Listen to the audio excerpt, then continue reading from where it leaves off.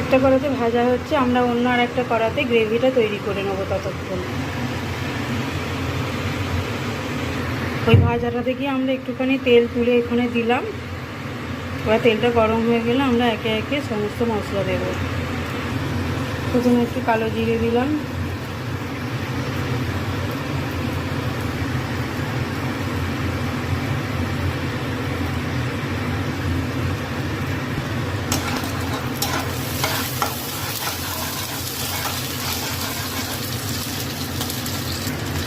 এবার আমরা আদা জিরে কাঁচা লঙ্কা বাটা একটা পেস্ট দিলাম।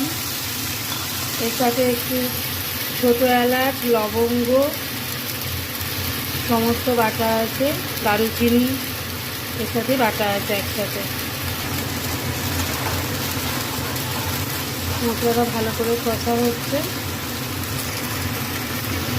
মশলাটা এবার তেল ছাড়তে শুরু করেছে। এবার এর মধ্যে আমরা টমেটো আগে থেকে বেটে রেখে দিয়েছি, টমেটো পেস্টটা দেব।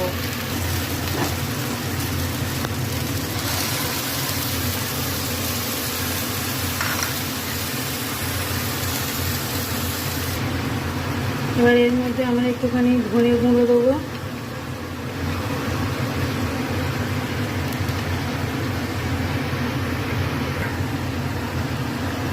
প্রয়োজন মতো আপনার গ্রেভিটার প্রয়োজন মতো নুন দিলাম,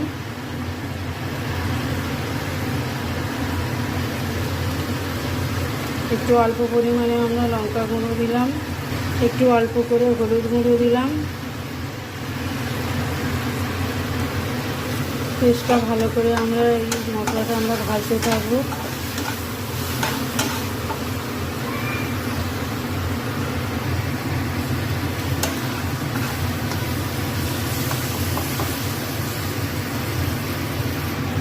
এর মধ্যে আমরা প্রয়োজন মতো একটু চিনি দিয়ে দিলাম। আপনারা ইচ্ছা করলে এটাতে পেঁয়াজ বাটা রসুন বাটা দিয়েও করতে পারেন, সেটারও একটা অন্যরকম টেস্ট হবে। আমি এটা ভেজ রেসিপি বানাচ্ছি, তাই পেঁয়াজ বাটা রসুন বাটা দিলাম না। যেহেতু আমি সরস্বতী পুজোর দিন রাত্রিরে বানাচ্ছি, তো আমি নিরামিষ বানাচ্ছি।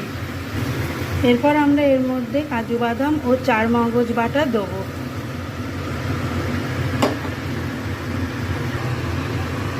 এবার আমরা এই পেস্টটা ভালো করে নাড়ব।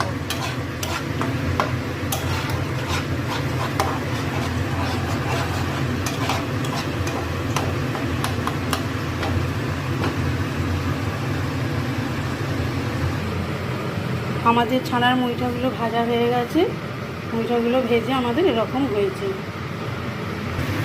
আর এর মধ্যে আমরা একটু মৌরি বাটাও দিয়েছি।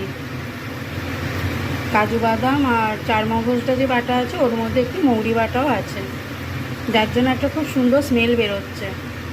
মশলাটা আমাদের ভাজা হয়ে গেছে, রেডি হয়ে গেছে। এবার আমরা এর মধ্যে একটু জল দিয়ে দেবো। জলটা দেওয়ার পরে আমরা 1 বোল জল দিয়েছি। জলটা দেওয়ার পরে এবার আমরা ভালো করে এটা নেড়ে নেব।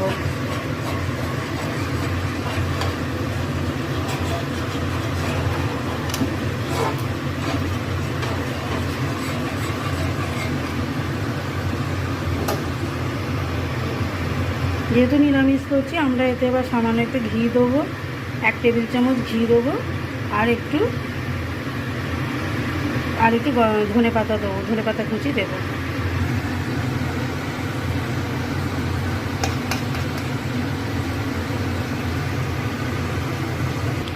এবার আমি এর মধ্যে ধনে পাতা কুচি দিয়ে দিয়েছি। গ্রেভি একদম রেডি। এবার আমি ছানার মুইঠাগুলো এর মধ্যে দিয়ে দেবো।